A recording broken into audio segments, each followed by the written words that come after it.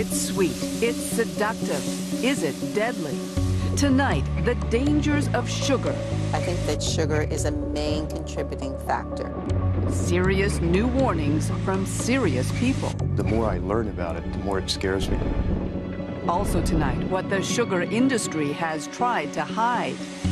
Strategies that I thought the tobacco companies made up back in the 50s, actually some of those the sugar people had done even before that.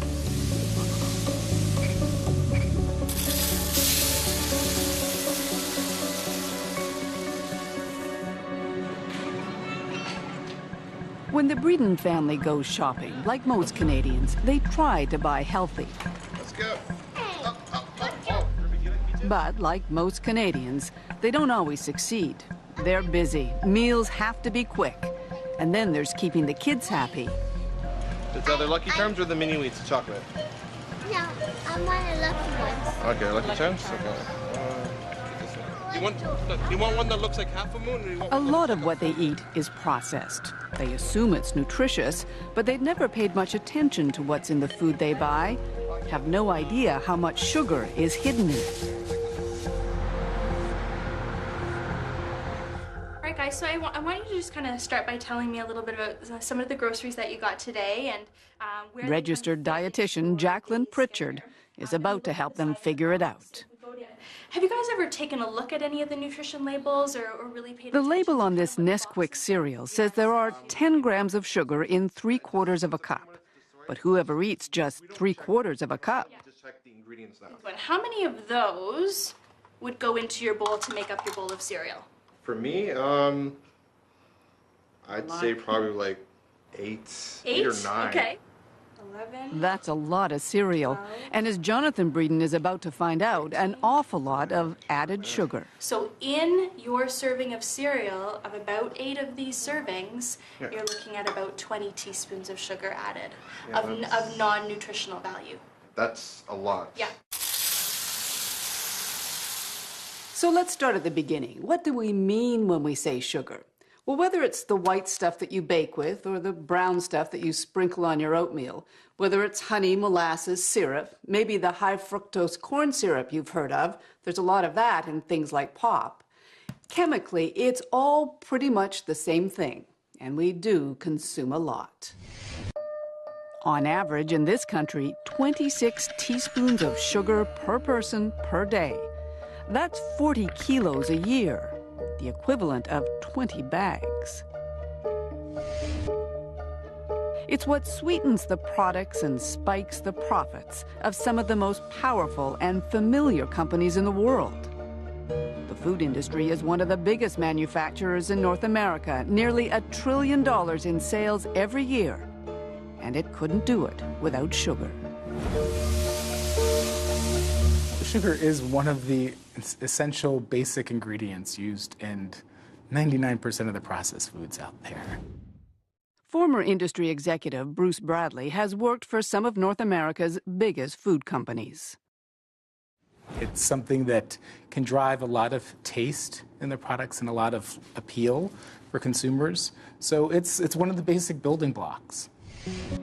And make no mistake, the amount of sugar in our food is no accident. The food industry goes to great lengths to figure out what makes us crave a product, the exact combination of ingredients it calls the bliss point. You know, everybody asks, what is the bliss point? Dr. Howard Moskowitz. He's a long-time food industry consultant known as Dr. Bliss. The best way I can do it is to give you an example. Do you drink coffee with sugar or with milk? With milk? So if you add more and more milk, you like it more and more, up to a certain point where you like it the most, and then add a little bit more milk and you say, oh, it's too milky, and my gosh, and add a lot more milk and it's horrid. So it's Goldilocks. It's the middle, it's the best one. It's the level where you like that product the most. A Harvard-trained mathematician, Moskowitz uses models to test people's reactions to different versions of a product. Once he's found the bliss point, the product hits the shelves. From soda pop to spaghetti sauce, his magic makes money. Everybody wants to sell just a bit more. How do you get that immediate increase in acceptance? Those in the know realize you can add a little sugar. A little. The first thing to know is that 4 grams of sugar is 1 teaspoon. So with that in mind, let's look at some products. It's no surprise Coca-Cola has a lot of sugar. 40 grams a can, that's 10 teaspoons. But much of the sugar we eat is hidden in foods we don't necessarily think of as sweet. This oatmeal, 3 3/4 teaspoons of sugar a bowl. This vanilla-flavored yogurt, nearly 5 teaspoons in just half a cup. You can find sugar added to bread, soup, all kinds of condiments, hot dogs.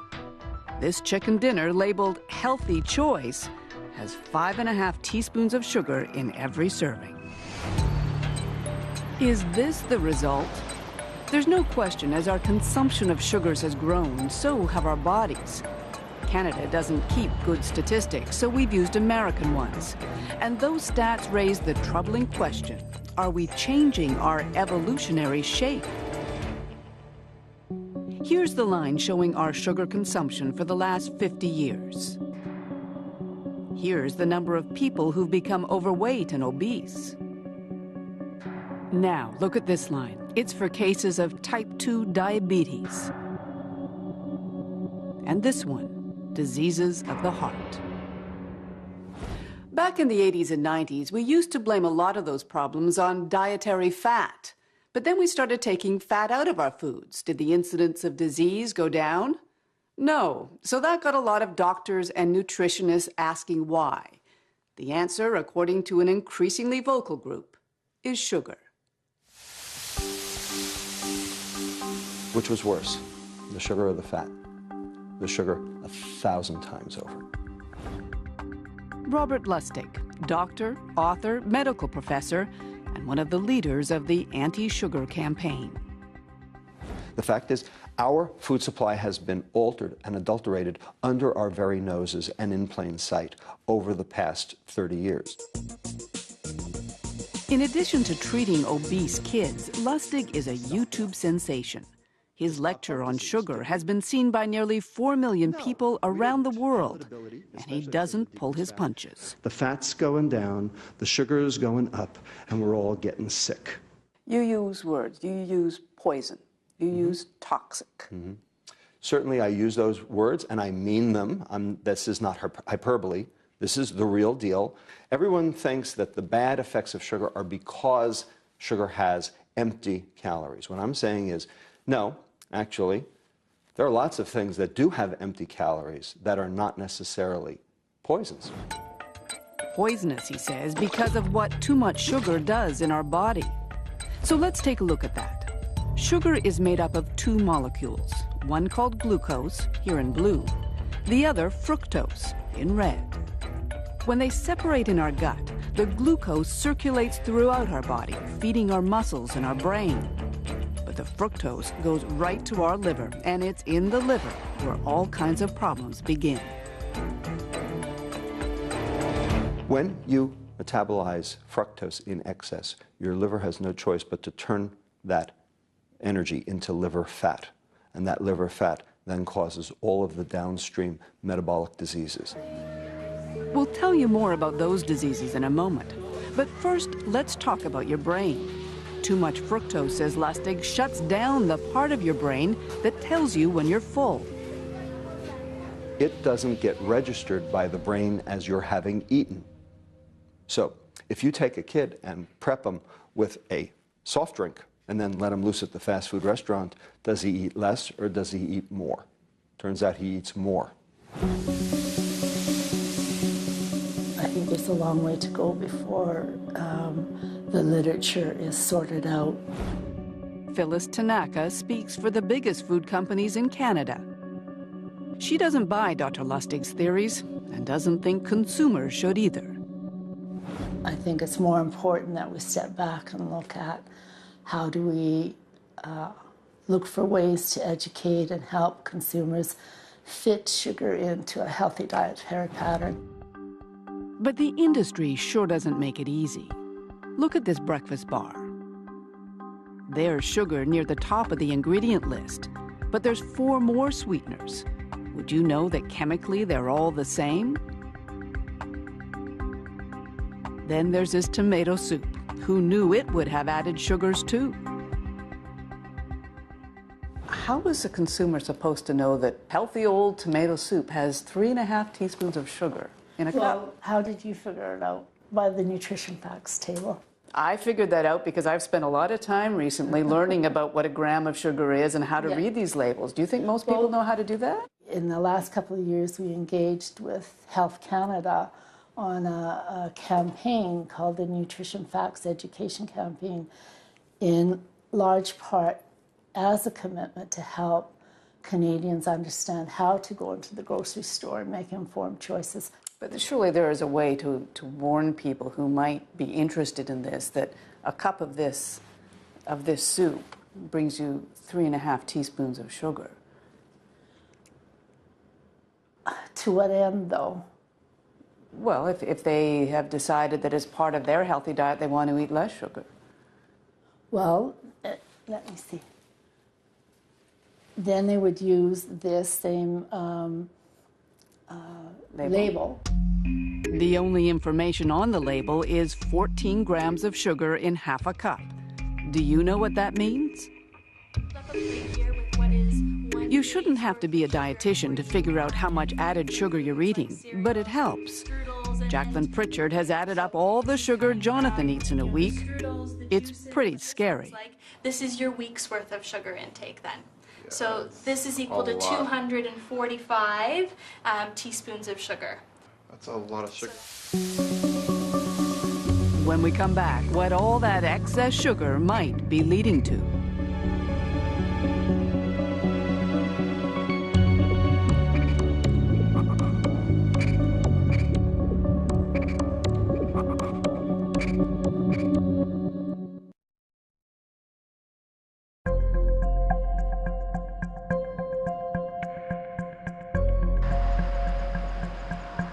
At 2 grams of sugar.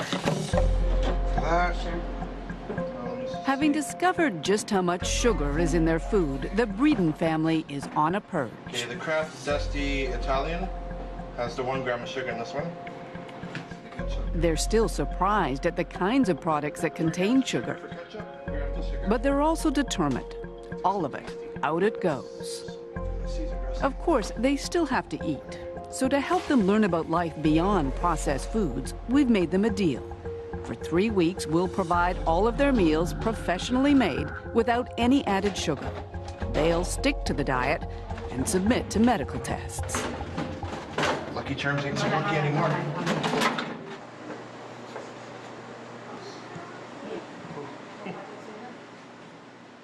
They're only in their mid-20s, but according to medical standards, both Jonathan and Anna are technically obese. 5-year-old Ruby is hovering on the edge. We started our experiment by having their blood tested and analyzed by obesity specialist Dr. Dan Flanders. The family, he says, is heading for trouble. Looking at these results, I would say that I'm very concerned. Quite frankly, if they don't make meaningful change to their lifestyle relatively soon, there's a higher chance that they're heading for a life of lousy quality of life and early death. Like most of us getting fatter and sicker, the Breedens might be forgiven their nutritional ignorance. But the food industry has known and discussed links between processed food and disease for decades.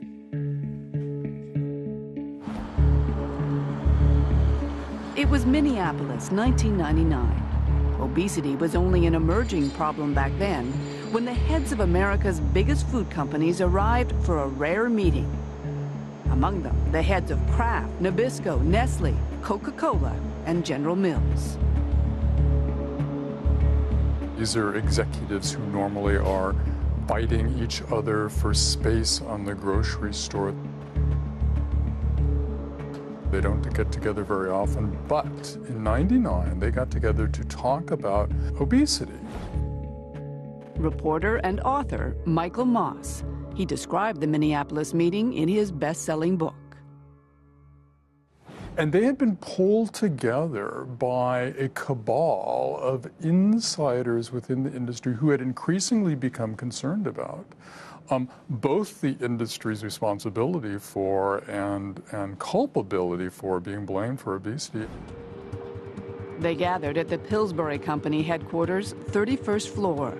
The message they got was uncompromising. And it was delivered by two of their own, Michael Mudd, a top executive at Kraft, and Jim Hill, a leading nutrition researcher.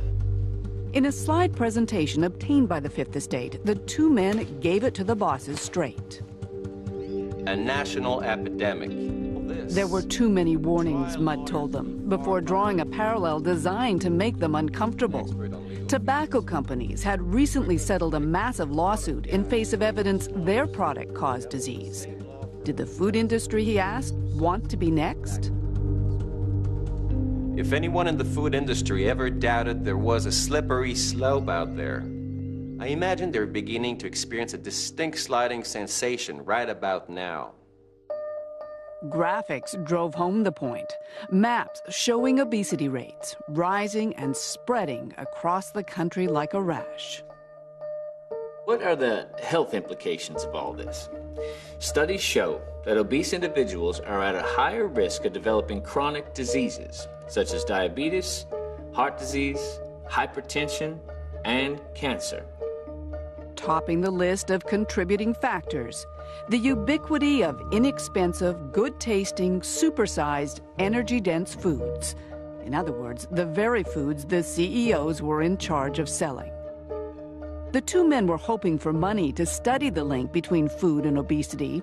Instead, they got a tongue lashing, starting with Stephen Sanger, the head of General Mills. He was rather furious at Mudd for bringing this to them and blaming them for this. And his defense was, look, we already offer consumers a choice. If they want low-fat this or low-sugar that, we have those products in the grocery store. We feel we're already being responsible both to consumers from a health perspective, but also to Wall Street. In other words, they didn't want to know. Now, it's one thing to silence troublesome voices in their own companies. Michael Mudd eventually left the food industry out of frustration. But the people who profit from sugar have proven themselves very adept at crushing dissenting voices everywhere, including in the halls of science.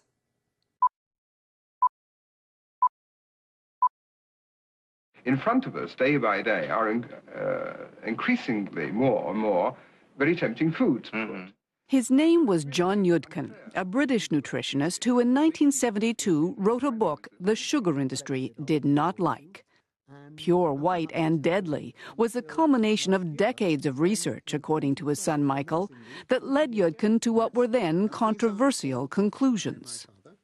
He started to wonder late in the 1950s whether sugar might be a culprit in the increase in heart disease. More significant than fat, which was the prevailing opinion at the time. More significant than fat, certainly more significant than fat, but that sugar was also involved in a number of other undesirable conditions, particularly diabetes and obesity. That thesis soon put Yudkin in direct conflict with Big Sugar's biggest apologist, this man, American nutritionist Ancel Keys. Keys would later be exposed as having been funded by the industry, but not before he helped destroy John Yudkin's reputation. And as early as the 1950s, he had started producing publications suggesting that dietary fat was a problem. Award-winning science writer and author Gary Taubes. Keys successfully managed to detain Yudkin with this smell of quackery, and from then on in, anyone else for the next 20, 30 years who did research on sugar was accused of being just like Yudkin. There was a systematic campaign to discredit or ignore his work. Because of the actions of the sugar industry in the 70s, virtually no research was funded.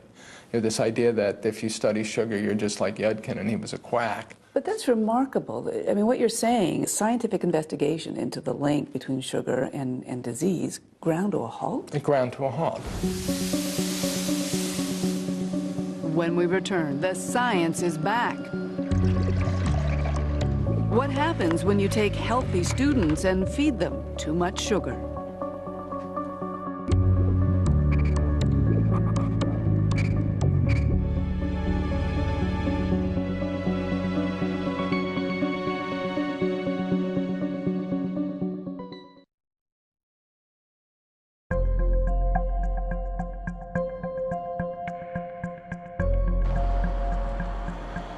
It's week 1 of the Fit the State Sugar Challenge. Just looking at recipes that actually help reduce the sugar in your diets. And the Breedens are getting a cooking lesson. Chef James Smith is teaching that real food, all the fruits and vegetables and grains of a healthy diet, can also be fast and delicious without any added sugar at all. They use specific ingredients that will change up and lower the sugar and lower the processed foods in your diet. And that may prove a good thing, because after decades of silence, there's new scientific research linking sugar to all kinds of chronic disease.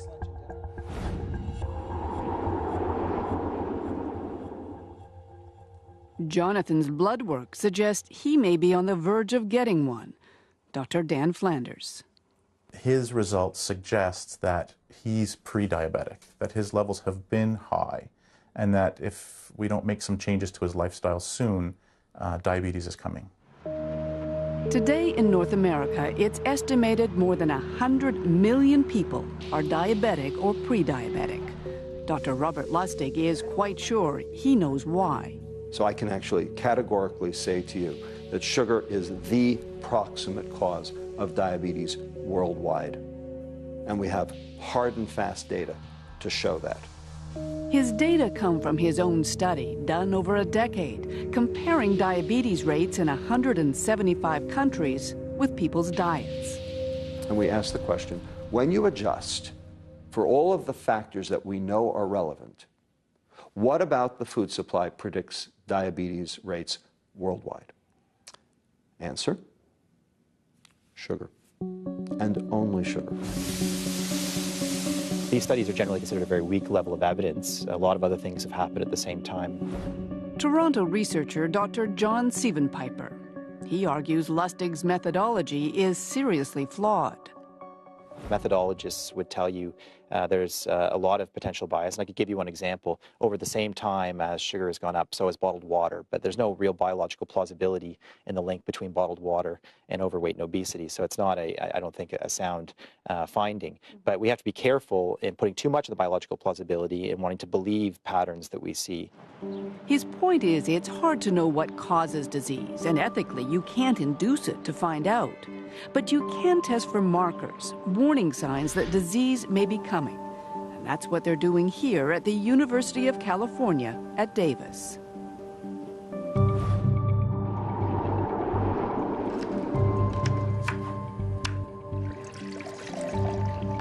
In this lab, students are the guinea pigs. The scientists are feeding them sugar to figure out if it raises the markers for heart disease.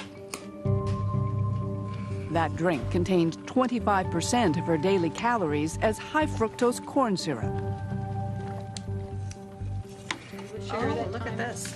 Every time they've run the test, says Dr. Kimber Stanhope, the results have been the same.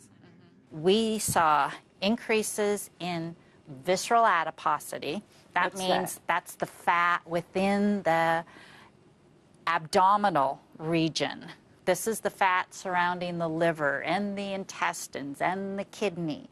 This is the fat that is associated with increased risk for diabetes and cardiovascular disease. The Breedens know that fat. Anna and Jonathan have already been diagnosed as having fatty livers, which puts them at risk for raised insulin and triglyceride levels. That's the fat in our blood.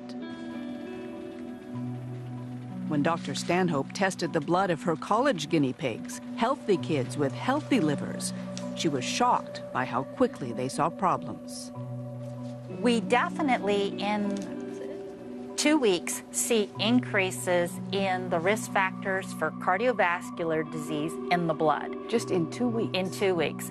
But those kinds of studies don't impress everyone.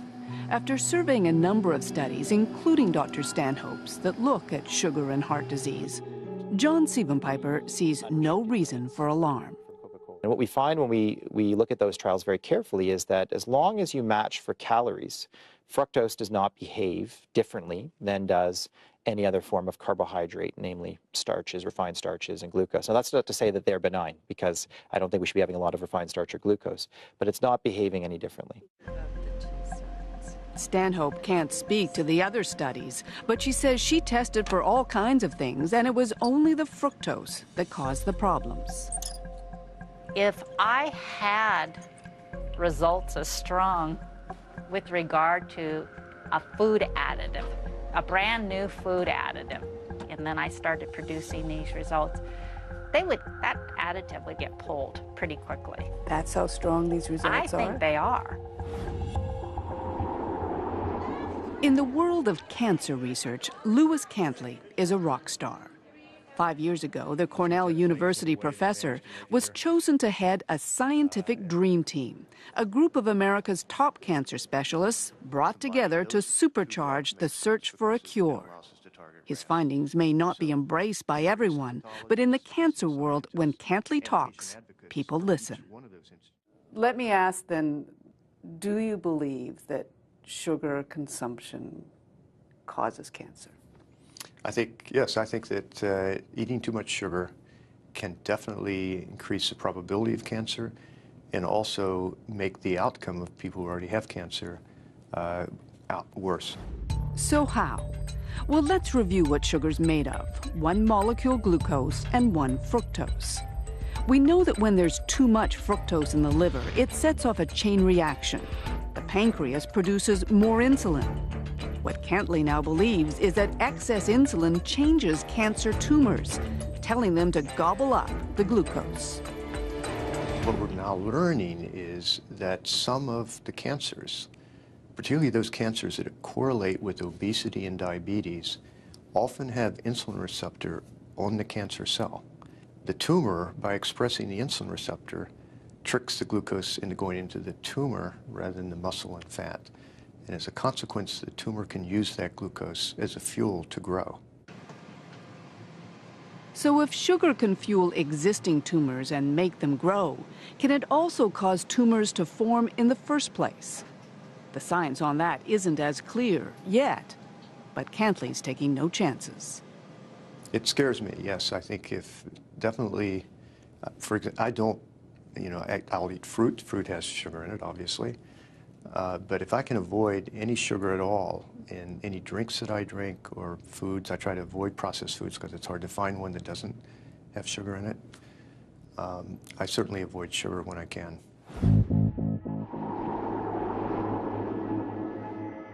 One of the criticisms of the anti-sugar scientists is that too much of their evidence comes from animals, not humans. That said, here at Brown University in Rhode Island, they're doing studies they think should make a lot of humans nervous. This rat is perfectly healthy. Put him in a vat of water and he finds his way to safety every time. 5.2. Now, look at this guy. What he's been eating is the equivalent of a North American diet, complete with all the fats and sugars we regularly consume. He doesn't know where to go. His brain has been damaged. These rats were totally normal, and then they turned into demented animals. They don't remember their learning after even a day. And as the challenge gets harder and harder, they fail more and more, just like a human with Alzheimer's disease. 36.2. In this lab, the belief now is that Alzheimer's is really diabetes of the brain, linked to insulin levels, which can be affected by too much sugar. Professor Suzanne Delamonte. Insulin resistance, we now know, can occur in any organ. It can occur in the muscles, that's what diabetes is. It can occur in the liver, that causes fatty liver disease. It can occur in the ovaries, that's polycystic ovary disease. And it can occur in the brain, and we think that's Alzheimer's. Now, it's important to remember that none of this research represents the scientific mainstream. The case against sugar has not been proven.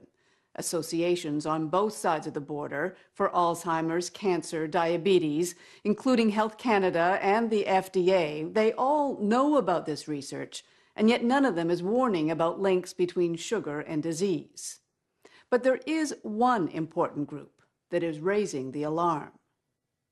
The American Heart Association now recommends that people cut back on added sugar dramatically. Women should have no more than 6 teaspoons a day, men 9. Don't forget the total sugar intake in this country per person is 26 teaspoons a day. And yet, the Canadian food industry remains unimpressed. We've talked to people who are quite convinced that there is a relationship, a correlation between sugar and diabetes and heart disease, cancer, dementia. What happens if those people are right? At this point in time, I'm comfortable saying that the science just isn't there to support a role in chronic disease. When we come back, government goes on the attack. If your kids drink 1 bottle of soda a day, they're eating the equivalent of 50 pounds of sugar a year. The equivalent of 50 pounds of sugar from just 1 soda a day. And Big Sugar strikes back. Everywhere you turn, somebody is telling us what we can't eat.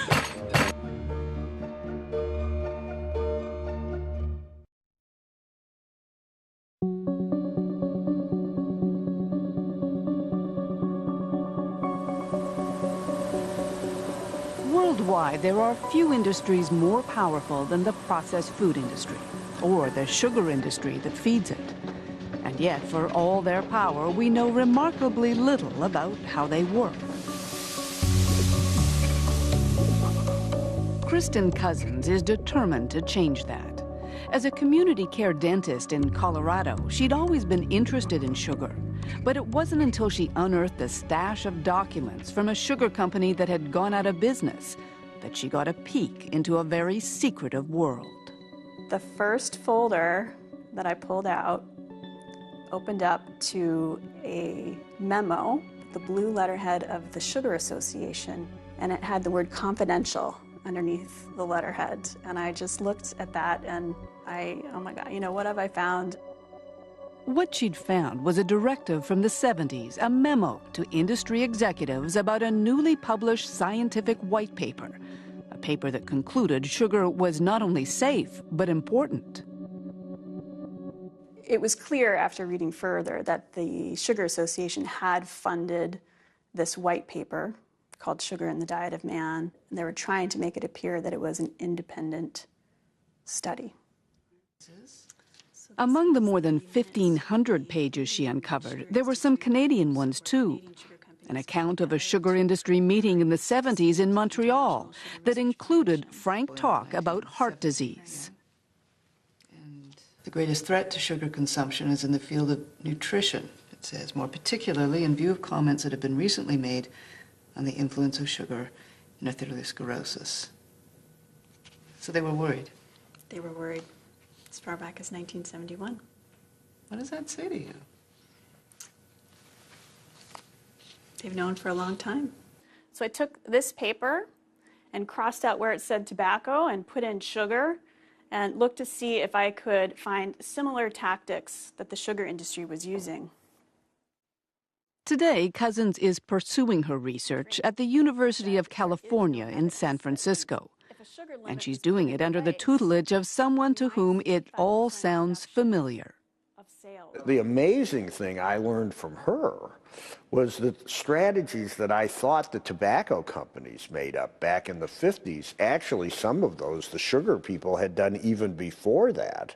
Well, you know, now we have 83 million pages of industry documents that's on the internet. We don't bother. Stan Glantz is famous in litigation circles as a man who first publicized secret tobacco industry documents that prove cigarette companies knew their product was dangerous. In the new sugar documents, he sees lots of parallels. to make it more organized. Well, one parallel is just trying to undermine science. Another one is working to try to attack and intimidate scientists and others who are coming up with results that these big corporate interests don't like. Another one is trying to subvert sensible regulation. The sugar industry has decades of practice in that. In 2003, the World Health Organization in Geneva was looking at a resolution recommending people reduce their sugar intake to just 10% of what they eat. It had broad appeal among health experts, but then the industry weighed in. The sugar industry went to their friends in the U.S. Congress, and they got these very influential congressmen to write a letter and say that this is simply unacceptable, and in fact that the U.S. would pull its funding for the World Health Organization if this report continued. 5 months later, the recommendation quietly disappeared. Having seen the movie before, Stan Glantz says we can't afford to let it happen again. We wouldn't have a tobacco epidemic if there wasn't a tobacco industry. We wouldn't have an obesity epidemic if there wasn't an industry that was making a lot of money selling sugar and fat and salt and things like that. And to me, the bottom line is that one of the key disease vectors for non-communicable diseases is big corporations. And I think we're going to have to get these big corporations under control. It has become a bit of a moral issue. When you see how far we've come. Bruce Bradley, who used to help run a number of those corporations, agrees. This isn't a blip. This isn't a minor, we just need a minor course correction. We're on a completely wrong trajectory with our health. What's the answer then? I think the honest answer is that we need government to step in and to become an advocate for consumers. But sugary drinks are a big reason for. But look what's happened when governments have tried. Earlier this year, New York City passed a law banning supersized sugary drinks. If your kids drink 1 bottle of soda a day, they're eating the equivalent of 50 pounds of sugar a year. The equivalent of 50 pounds of sugar from just 1 soda a day. Industry's response? To ridicule Mayor Michael Bloomberg as an overbearing nanny. The law was later overturned by the courts.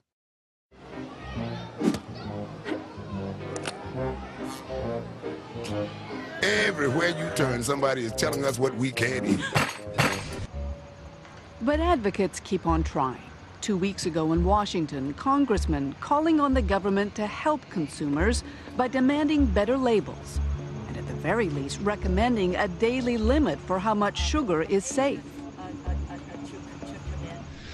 In Canada and the U.S., those limits exist for other ingredients like fat and sodium.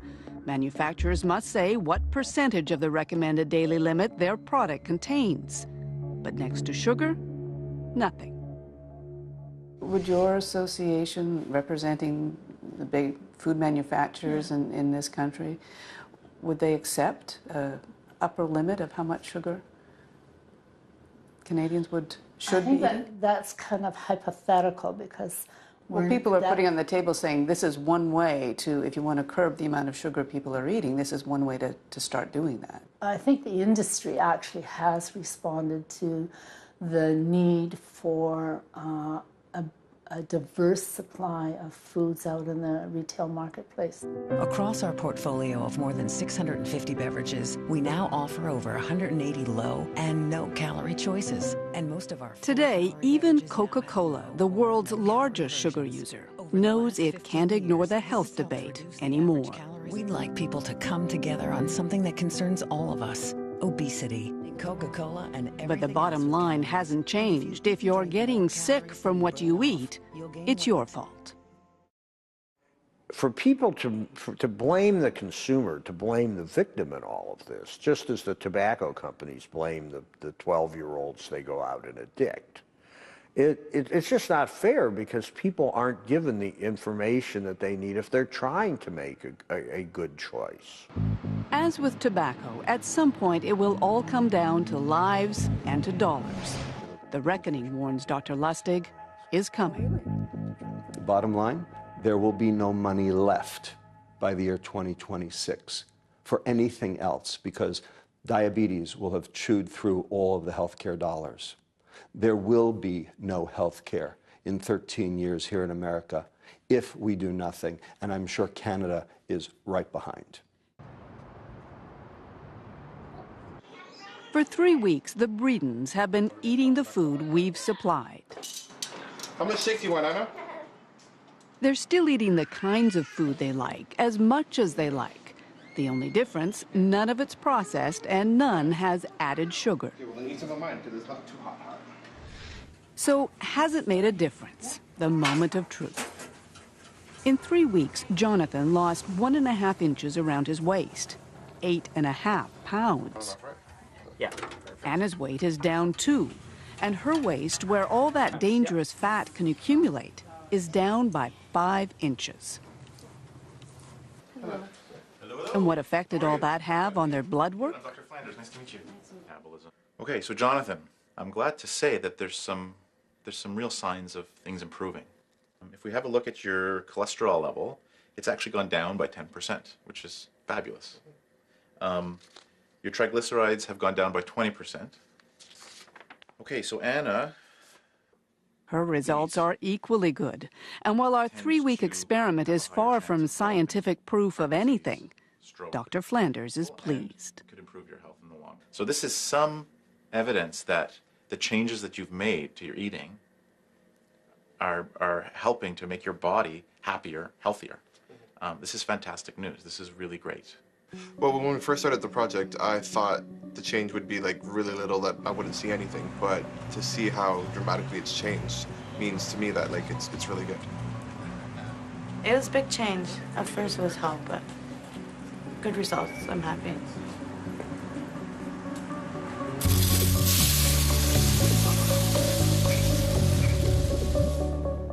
So we're guessing you've got a lot of questions about now. If our program's whetted your appetite to learn more about sugar, you should go to our special web feature. You can find all kinds of information about what sugar does in your body, for instance, even that low-sugar diet our family was on. You can find it all at cbc.ca/fifth. But for now, stay with us. The Fifth Estate will return.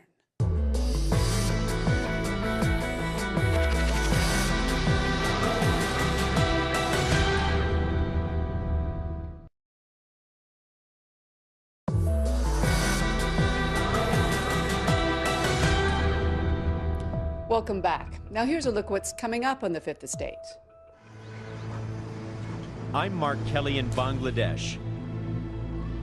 This mountain of rubble is a monument to the 1,100 lives lost here last April, when this garment factory collapsed, unleashing the stories that had long been locked inside. 1,000 people died. No one said a thing. Do you recognize these shorts? We meet the people who make your clothes and find out where those clothes were really made. This is your address. This is where this came from. The truth that retailers don't want you to know. You've been hit. You've been hit. You've been hit. Do any of you worry that one day you may die in your factory? Of course. Of course. Of course. Dangerous factories and dark secrets made in Bangladesh. Next week on The Fifth Estate. Now don't forget to visit our website. It's at cbc.ca/fifth. You can also find out about the Fifth Estate on Facebook and on Twitter. I'm Gillian Findlay, and for everyone here at the Fifth Estate, thanks for watching. We'll see you soon.